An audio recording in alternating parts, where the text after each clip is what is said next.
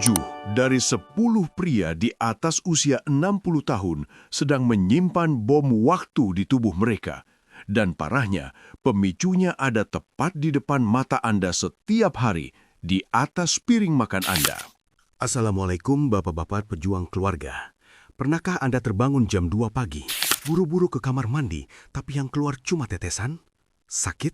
Perih? Atau Anda merasa kejantanan Anda mulai terganggu karena urusan buang air kecil? Jangan anggap remeh. Itu bukan sekedar faktor U atau usia. Itu adalah prostat bengkak yang sedang mengintai nyawa dan kenyamanan masa tua Anda. Dan tahukah Anda, musuh terbesarnya bukanlah virus, melainkan 5 makanan yang mungkin baru saja Anda lahap tadi siang. Sebelum kita mulai, saya ingin mengajak Anda untuk like video ini dan subscribe channel kami agar tidak ketinggalan informasi kesehatan yang bermanfaat. Jangan lupa untuk menuliskan di komentar dari mana Anda menonton dan berapa usia Anda sekarang. Hari ini saya tidak akan basa-basi. Saya akan bongkar 5 biang kerok di piring Anda yang wajib dibuang sekarang juga sebelum Anda menyesal di meja operasi. Simak sampai detik terakhir, karena makanan nomor 3 adalah favorit sejuta umat di Indonesia. Coba Bapak bayangkan sebuah selang air yang sedang mengalir deras. Lalu tiba-tiba, ada kaki gajah yang menginjaknya sekuat tenaga hingga gepeng. Airnya mampet, tekanannya naik, dan selangnya bisa pecah kapan saja. Itulah ilustrasi paling nyata dari apa yang terjadi di dalam tubuh Bapak saat ini. Prostat itu bukan sekedar daging tumbuh tanpa guna. Dia adalah kelenjar seukuran kacang kenari yang melingkar tepat di leher saluran kencing Anda. Posisi yang sangat strategis, tapi juga mematikan. Ketika Bapak terus menjejalinya dengan makanan sampah, kacang kenari ini bermutasi menjadi monster seukuran bola tenis. Dia tidak tumbuh keluar, tapi tumbuh ke dalam, mencekik aliran kencing Bapak tanpa ampun. Bapak pikir ini cuma masalah susah pipis. Salah besar. Saat saluran itu tercekik, kandung kemih Bapak tidak pernah benar-benar kosong. Sisa air seni itu menjadi genangan air busuk di dalam tubuh. Itu adalah surga bagi bakteri.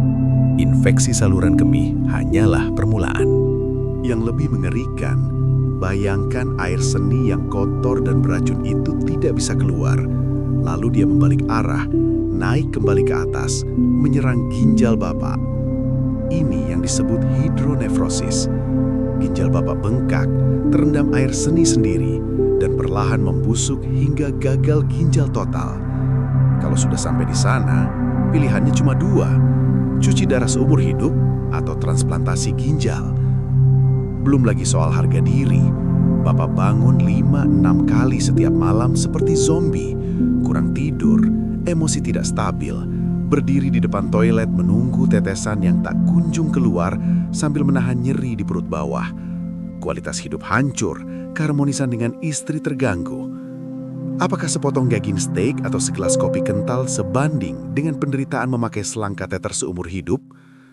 Jangan biarkan masa pensiun Bapak yang seharusnya indah malah habis antre di poliurologi rumah sakit. Sadarlah sekarang, karena musuh sebenarnya ada di piring makan Bapak.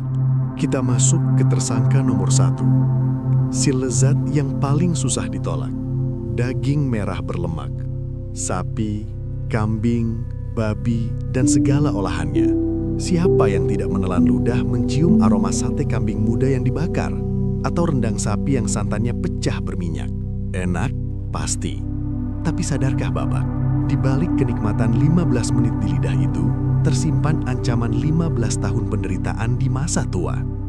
Dengar baik-baik mekanismenya. Lemak jenuh yang menetes dari daging merah itu bukan sekadar bikin perut buncit. Di dalam tubuh pria, lemak jahat ini adalah bahan baku utama untuk memproduksi hormon monster bernama DHT, dihydrotestosteron. Hormon ini ibarat pupuk super bagi sel prostat Bapak.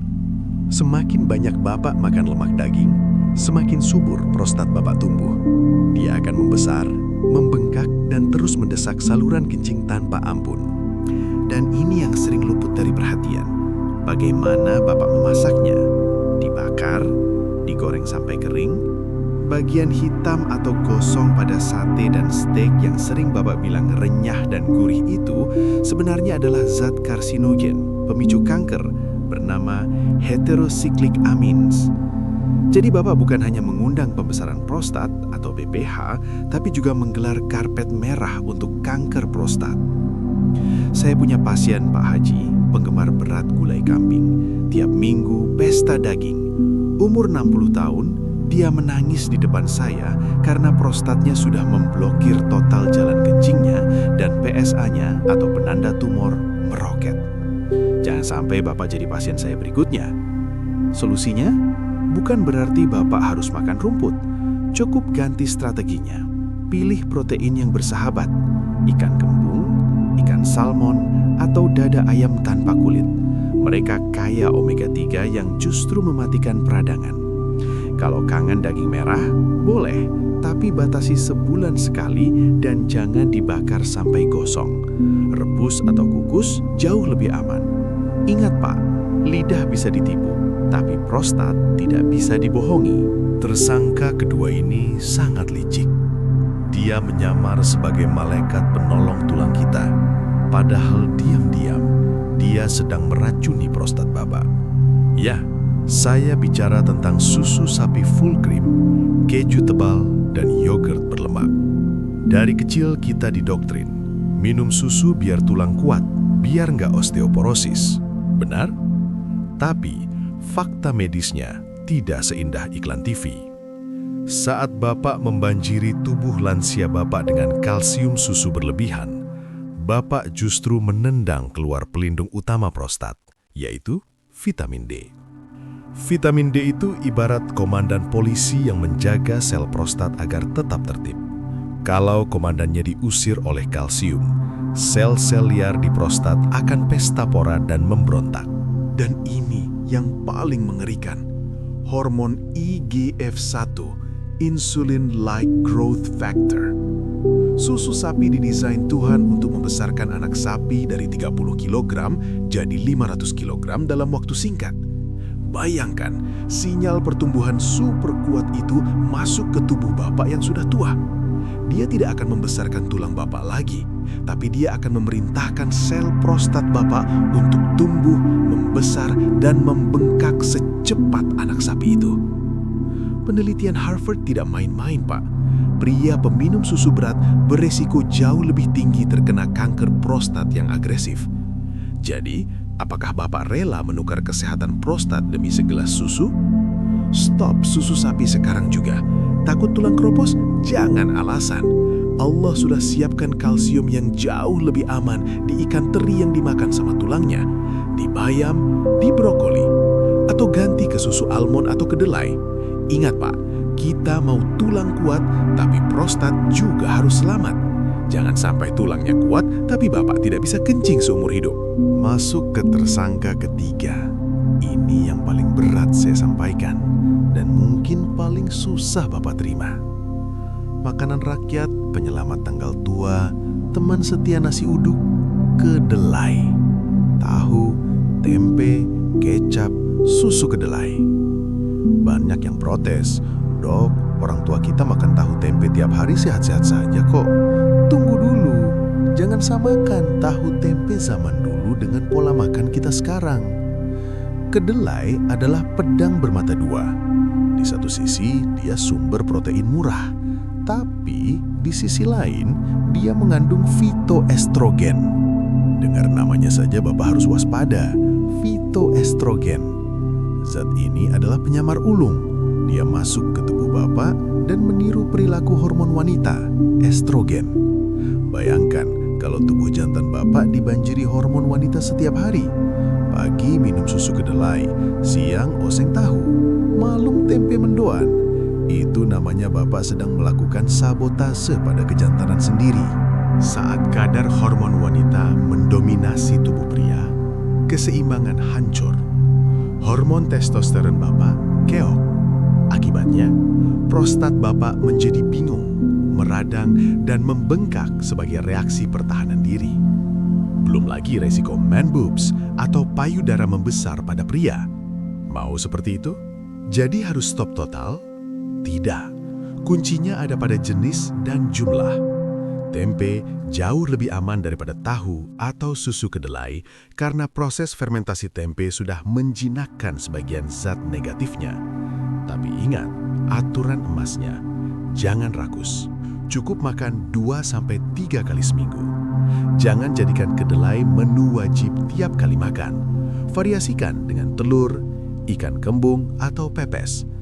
Jangan biarkan makanan murah meriah ini jadi tiket mahal Bapak menuju meja operasi.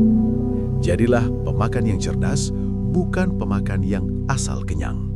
Bapak merasa jagoan kalau makan seblak level 10? Atau makan gorengan harus ada cabai rawit di setiap gigitan?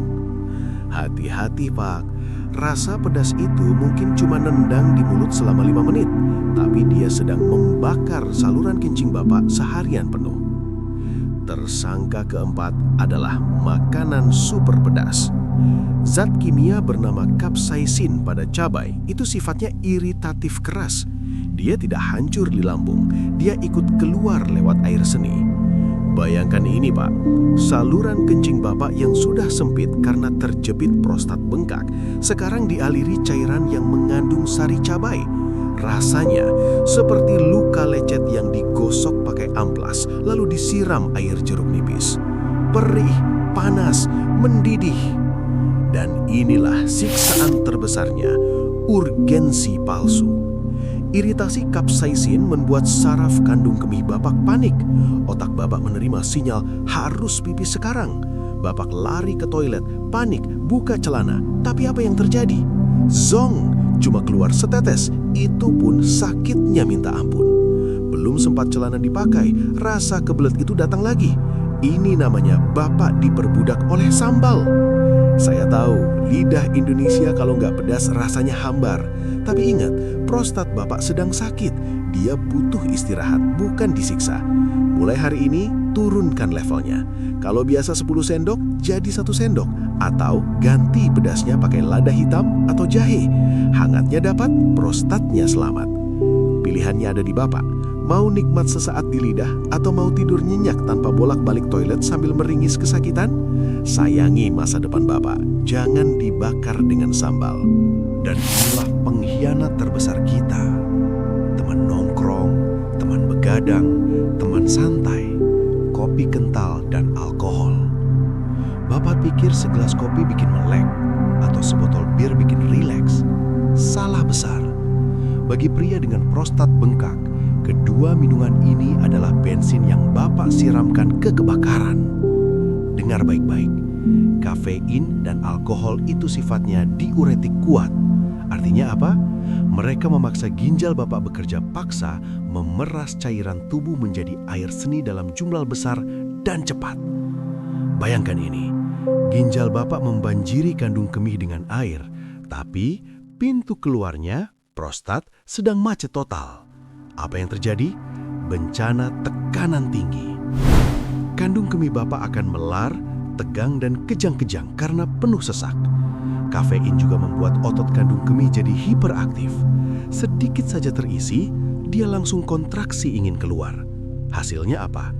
Bapak jadi zombie toilet. Baru rebahan 10 menit, sudah kebelet lagi. Lari ke kamar mandi, macet lagi. Balik ke kasur, kebelet lagi. Bapak tidak akan pernah tidur nyenyak. Khusus alkohol, dia lebih jahat lagi. Dia bikin saraf Bapak tumpul. Bapak tidak sadar kandung kemih sudah penuh sampai mau meledak. Dan itu bisa merusak otot kandung kemih permanen. Kalau ototnya sudah rusak, operasi pun kadang tidak menolong. Saran saya tegas, alkohol, buang. Haram bagi prostat. Kopi, kalau Bapak pecandu berat, oke, maksimal 1 cangkir kecil di pagi hari. Jangan pernah minum kopi di atas jam 2 siang kalau mau tidur tenang. Mulai cintai air putih hangat. Itu satu-satunya cairan yang membasuh, bukan menyiksa. Pilihan di tangan Bapak. Nikmat sesaat minum kopi atau sengsara semalaman di kamar mandi. Lalu, apakah Bapak divonis sengsara selamanya? Apakah Bapak harus pasrah menunggu giliran masuk ruang operasi?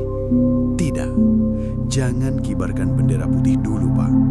Allah sudah menciptakan penawar hebat yang tumbuh dari tanah, yang siap menjadi tentara pelindung prostat Bapak.